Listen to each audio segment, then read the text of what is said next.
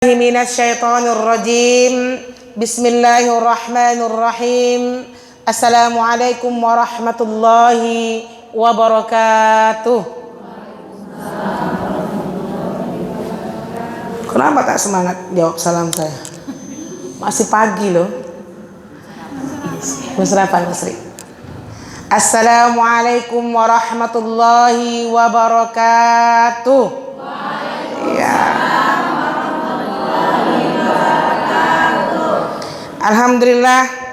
Alhamdulillahillazi hadana lihaza wa ma kunna linahtadiya laula an hadanallah.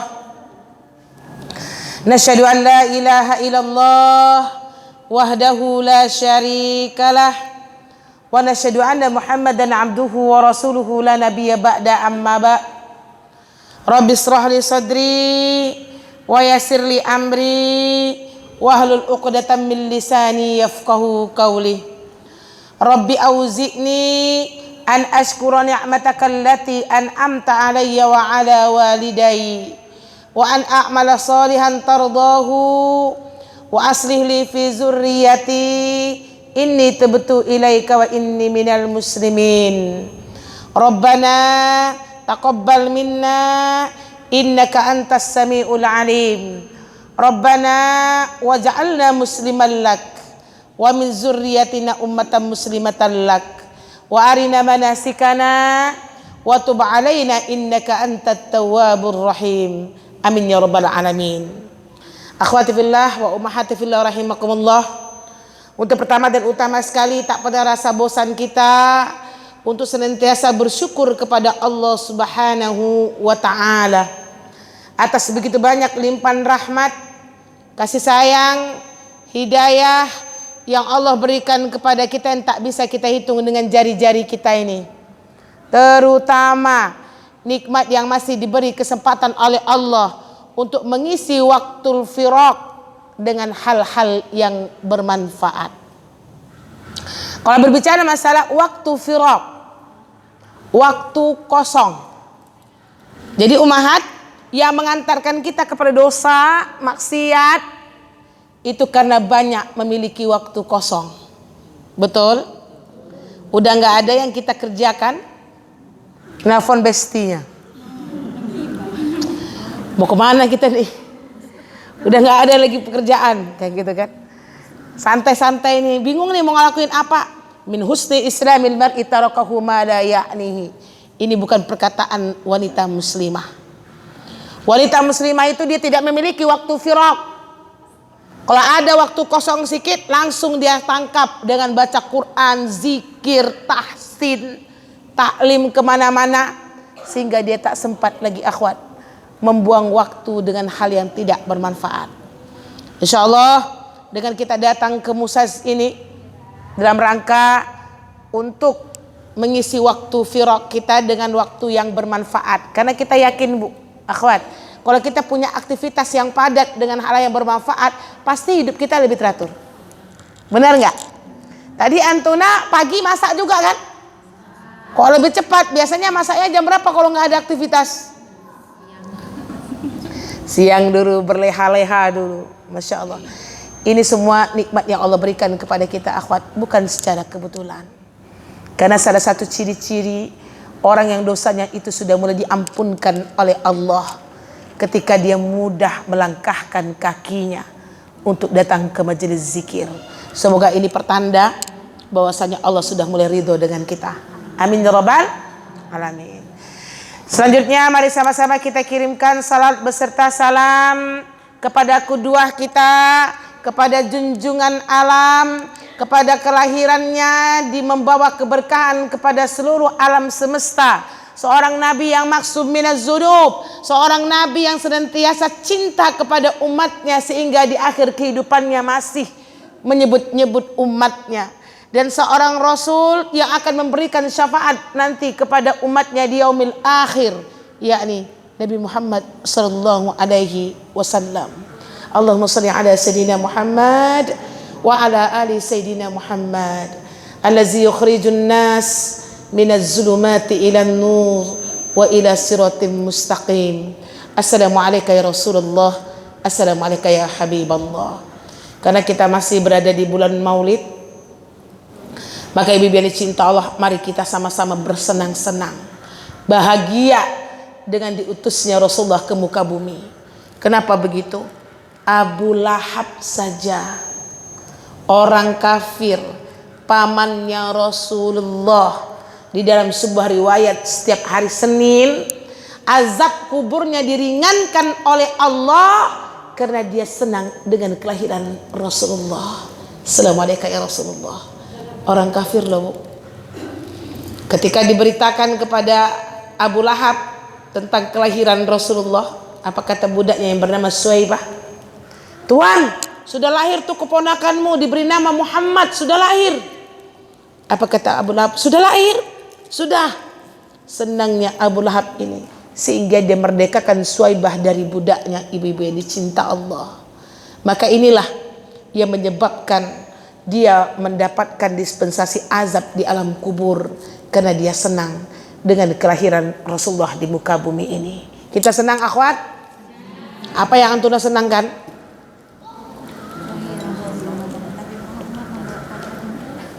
Nabi Muhammad apa? Membawa basyir, membawa kabar gembira. Terus apa lagi? Memberi syafaat. Orang kafir aja dapat dispensasi kayak gitu, apalagi kita umatnya yang insya Allah akan dapat syafaat kelak, dan Rasulullah akan menunggu kita di telaga Kausarnya. Amin ya rabbal. Oleh sebab itu di bulan Maulid ini, ummahat dan akhwat, mari sama-sama kita tambah rasa cinta kita dan idola kita kepada Rasulullah. Tak ada orang yang pantas kita idolakan di muka bumi ini. Tidak ada pantas orang yang kita sanjung-sanjung di muka bumi ini kecuali Rasulullah sallallahu alaihi wasallam. Kenapa kita harus idola kepada Rasulullah? Karena beliaulah satu-satunya hamba Allah yang sudah dijamin oleh Allah untuk masuk ke dalam surganya bidunul hisab. Sementara kita akhwat ummahat tidak ada jaminan dari Allah bahwasanya kita mendapatkan ampunan atau dimasukkan surga tanpa hisab. Saya tanya antuna semuanya, anak tanya antuna semuanya, apakah antuna idola kepada Rasulullah? Idola? Hati-hati ya kalau ngomong idola. Kenapa gitu? Idola itu tidak akan tumbuh dengan sendirinya akhwat. Tiba-tiba idola, orang idola pula awak. Siapa suka artis siapa? Itu aku juga lah, ngapa suka dengan dia? Pasti ada sebab. Kita kenal dulu. Setelah kenal, kita pelajari, tumbuh rasa suka. Setelah suka, baru idola. Kenapa? Karena kita ini akan identik dengan idola kita. Siapa orang yang kita idolakan, kayak gitulah gaya-gaya kita. Betul akhwat? Kalau kita idola kepada Rasulullah, gaya-gaya kita pun gaya Rasulullah. Kita mengamalkan semua sunnahnya, qauliyah, takririyah, fi'liyahnya Rasulullah. Karena kita cinta dan idola kepada Rasulullah. Betul pepatah mengatakan tak kenal tak sayang, tak sayang maka tak cinta. Sebelum saya memberikan bab berhias ini, main game dulu sebentar. Tadi kan ngakunya idola sama Rasulullah. Kita tes. Ya. Tes ya. Sampai belakang ya. Nah. Kenapa kasir ketawa? Coba sebutkan masing-masing antuna satu kalimat saja yang berkenaan dengan diri Rasulullah. Jangan diborong ya, karena kita ramai. Satu saja dari kelahiran Rasulullah sampai Rasulullah meninggal. Katanya tadi kan idola. Nah. Ini karena masih bulan Maulid ini, tumbahkan kembali rasa cinta dan idola kita kepada Rasulullah. Assalamualaikum ya Rasulullah. Ingat lagi ketika Rasulullah pergi berdakwah ke kota Taif. Ini kan termasuk saudara ibunya ya, keturunan ibunya. Ke Taif itu ingin menghibur diri karena Khadijah dan Ali baru meninggal. Maaf, Abi Thalib baru meninggal, dikenal dengan tahun kesedihan. Ternyata penduduk Taif, apa yang dilakukan oleh penduduk Taif, ibu-ibu yang dicinta Allah? Dilempar pakai batu, tidak diterima dakwahnya Rasulullah. Tapi Rasulullah tetap mendoakan yang baik. Nggak apa-apa malaikat Jibril, mungkin pada saat ini mereka belum beriman kepada Allah dan kepada agama yang aku sebarkan, Tapi aku yakin suatu saat nanti cucunya, anaknya semoga beriman. Begitulah Rasulullah. Rasulullah adalah suami yang sangat romantis. Sampaikan kepada suami kita, Bu. Suami yang menolong kerjaan istri. Romantis kan? Setiap istri dikasih kurma 3 sorang, dibilang sama Rasulullah, jangan kasih tahu yang lainnya. Jangan kasih tahu yang lain. Ini hanya engkau yang aku berikan. Maka pada suatu hari istrinya bertanya kepada Rasulullah, ya Rasulullah, siapakah istri di antara kami yang paling engkau cintai? Apa kata Rasulullah? Yang paling aku cintai adalah istriku yang aku beri kurma kepadanya. Semuanya pada kegeeran. Semua ya akhwat luar biasa. Assalamualaikum ya Rasulullah. Yatim, sebelum lahir ayahnya sudah tidak ada, ibunya meninggal di usia 6 tahun kan? Rasulullah pernah dilindungi awan, tanda-tanda kenabian kan?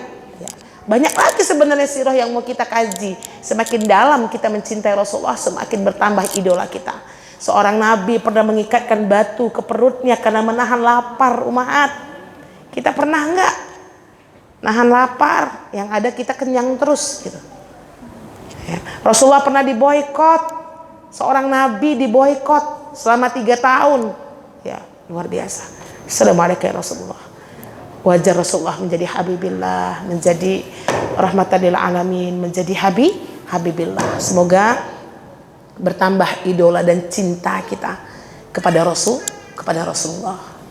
Baik umahat, insyaallah pada hari ini kita akan membahas tentang bab fikih berhias. Ini cukup berat, kita nyampaikannya santai-santai dulu. Dan kebetulan pula buku fikih saya tinggal di atas meja. Mau balik nggak mungkin. Insya Allah kita akan kaji bab berhias. Alhamdulillah ada resumnya di sini. Akhwati fillah rahimakumullah. Perempuan itu sangat identik dengan jamal. Perempuan itu identik dengan keindahan dan kecantikan. Betul? Tapi kita akan mengerem. Jangan sampai kecantikan kita atau kita berhias tidak sesuai dengan syariat Allah. Nah, memang betul.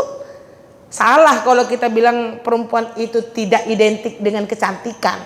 Salah kalau perempuan itu tidak identik dengan berhias. Karena dia punya tabiat jamaliyah. Dia suka dengan keindahan. Dan Allah suka dengan keindahan. Cuman keindahan kita jangan sampai tidak sesuai dengan syariat Allah. Kenapa umahat? Karena salah satu perbuatan perempuan yang sangat dibenci oleh Allah itu yang pertama adalah mengubah fisik. Yang kedua berpakaian tapi terlihat lekuk tubuhnya. Makanya kita akan bahas dulu di bab berhias. Dia berurut, Bu, tidak bisa satu kali pertemuan. Ya, secukupnya waktu kita bahas dulu sehingga pakaian itu bagian belakang. Nah, kita bersihkan dulu berhiasnya, baru nanti pakaian. Jadi akhwati fillah, ya, kalau kita lihat di dalam fikih bab berhias, yang pertama itu namanya sunnah fitrah. Nah, kita bahasnya berhias dulu ya. Berhias judul besarnya. Yang pertama sunnah fitrah. Dulu saya pernah sampaikan di bab fikih sunnah fitrah ini. Masih ingat nggak antuna? Sunnah fitrah. Pernah dengar nggak? Pernah dengar nggak, Bu? Nggak pernah ya? Sunnah fitrah ini adalah sunnah untuk membersihkan diri kita, tubuh kita, yang membedakan kita dengan orang-orang kafir. Itu dia. Makanya dia dikatakan sunnah fitrah.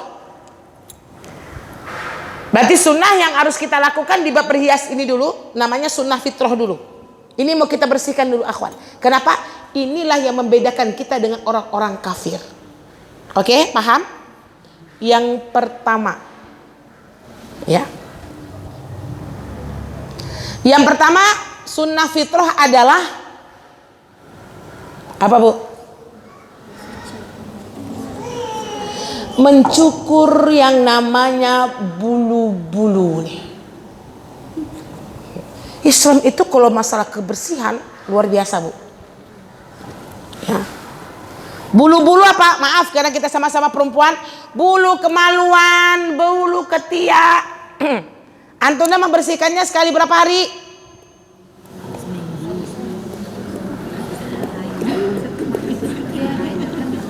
Kapan panjang aja lah, Zah.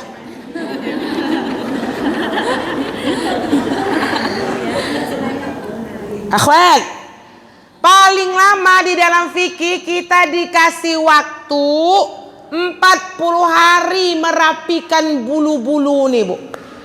Paling lama tuh. Sekarang membersihkan bulu, pastikan paling lama 40 hari setelahnya. Kenapa? Bulu-bulu ini tempat hinggapnya syaitan. Makanya harus dibersihkan. Ini karena kita pasti muda-muda kayaknya nih. Kalau udah tua dia memang tidak semakin subur, tapi tetap dibersihkan. Oke, akhwat. Nah, ini membedakan kita ketiak dicukur, ya. Ini bulu kemaluan dicukur. Cukurnya pun ada nanti cara-caranya di dalam fikih, tapi nggak sekarang saya sampaikan. Nah, cara mencukurnya pun diajarkan Syafi'i, Maliki, Hambali. Nah, itulah Islam. Nih ya. Jadi sunnah fitrah yang pertama apa? Yang kedua, akhwat, khitan. Khitan tahu kan? Laki-laki hukum khitan wajib, perempuan sunnah. Walaupun sekarang sudah banyak disebar rumah sakit pun tak mau menyunat anak wanita, tapi tetap saya mengatakan itu sunnah. Sikit aja, Bu, tidak sebanyak dulu dibuangnya, Bu. Sikit aja, karena kan dapat penemuan-penemuan bahwasanya ketika kita memotong yang khitan untuk yang perempuan itu mengurangi rasa nikmat seks di dalam bersenggama. Maaf kita sama-sama perempuan ini. Ya. Tapi ini adalah sunnah Rasul. Saya yakin pasti ada maslahat lebih banyak dibandingkan mudaratnya. Jadi sedikit aja. Kami kurangi, Zah, sekarang tuh, Zah. Kan dulu kan sebanyak apa? Ada yang itu bilang nggak boleh, Zah. Jadi syarat saja. Karena hukumnya sunnah. Kalau laki-laki wajib. Yang mu'allaf pun kalau laki-laki usia 40 tahun dia masuk Islam wajib dia khitan. Tapi kalau perempuan nggak wajib. Usia 40 tahun sunat pula dia. Ya, akhwat. Laki-laki hukumnya wajib. Bisa dipahami? Dan Syafi'i, nah, khitannya laki-laki itu disunnahkan di usia 14 hari atau 40 hari. Jadi jangan nanti aneh. Kecil anaknya disunatnya. Gitu ya. Sebenarnya kalau Syafi'i itu 14-40 itu dia disunahkan sama dia. Makanya biasanya sekarang kalau anak yang bermasalah di kemaluan kan cepat khitannya kan, Bu. Sebenarnya Syafi'i lebih setuju seperti itu. Bisa dipahami? Yang kedua, khitan, oke? Yang ketiga, memotong kuku. Berarti perempuan khususnya tidak boleh pakai kuku panjang. Saya ngomong langsung-langsung aja nih, akhwat. Karena ini bab fikih soalnya. Nggak usah lah dijentik-jentik tangan tuh. Potong. Kapan ibu potong kuku? Ambil Jumat. Gimana cara memotong kuku yang baik menurut sunnah? Contohkan satu dulu, Bu. Atau ibu bilang mano yang teraso lah, yang panjang dulu. Ada sunnahnya loh, Bun. Mana? Ayo. Telunjuk. Terus. Ya, itu dia sunnahnya. Yang pertama kita mulai dulu dari telunjuk kanan. Pegang telunjuk ibu. Banyak yang nggak tahu nih, saya yakin nih. Nih, habiskan sampai kelingking. Kelas sudah. Mulai kelingking kiri sampai jempol habis. Terakhir tuh jempol kanan, Bu. Coba ulangi. Coba ambil tangan ibu. Karena memang kalau nggak hafal dia agak ribet. Kalau biasanya kita mana yang panjang aja kan? Ya Bu, telunjuk kanan. Oke, habiskan dulu sampai kelingking, pegang gini. Nih. Tebon. Apa lagi? Nomor berapa lagi? Yang keempat. 1, 2, 3 ini kita sudah mengamalkannya akhwat ya. Yang keempat ini berlaku untuk laki-laki ya. Saya sampaikan kepada suami kita, sunnah-sunnah fitrah dari agama Islam adalah memanjangkan jenggot dan kumis. Ini bagi bapak-bapak Bu. Memanjangkan jenggot, kumis.